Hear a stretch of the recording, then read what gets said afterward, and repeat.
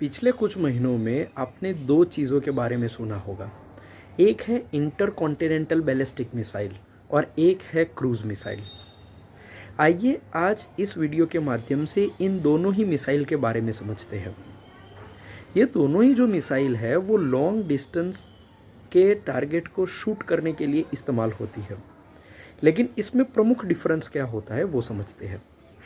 तो जो ICBM यानी कि इंटरकॉन्टिनेंटल बैलिस्टिक मिसाइल है वो पैराबोलिक शेप में प्रोपल्ट करती है, यानी कि जब उसे कहीं से दागा जाए और उसके टारगेट तक जब वो पहुंचती है तो वो एक बैलिस्टिक एक पैराबोलिक शेप में प्रोपेल करती है।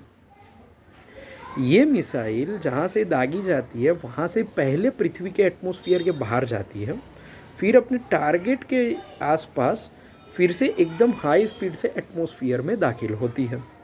तो ICBM की जो गति होती है, पाथ होता है, वो इस तरीके से पैराबोला में होता है।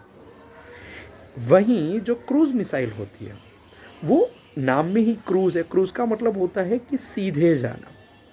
तो जो क्रूज़ मिसाइल होती है वो जेट इंजन के माध्यम से चलती है और वो पृथ्वी के एटमॉस्फेयर के बाहर नहीं निकलती है।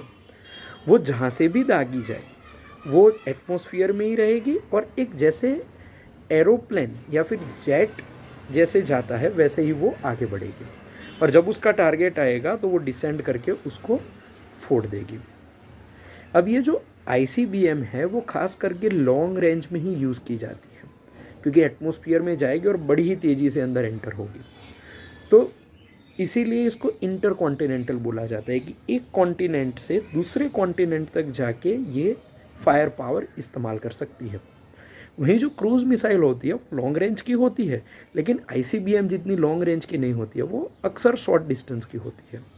और साथ ही में जो बैलिस्टिक मिसाइल होती है वो बैलिस्टिक मिसाइल और तेज़ होती है किसी भी क्रूज़ मिसाइल से।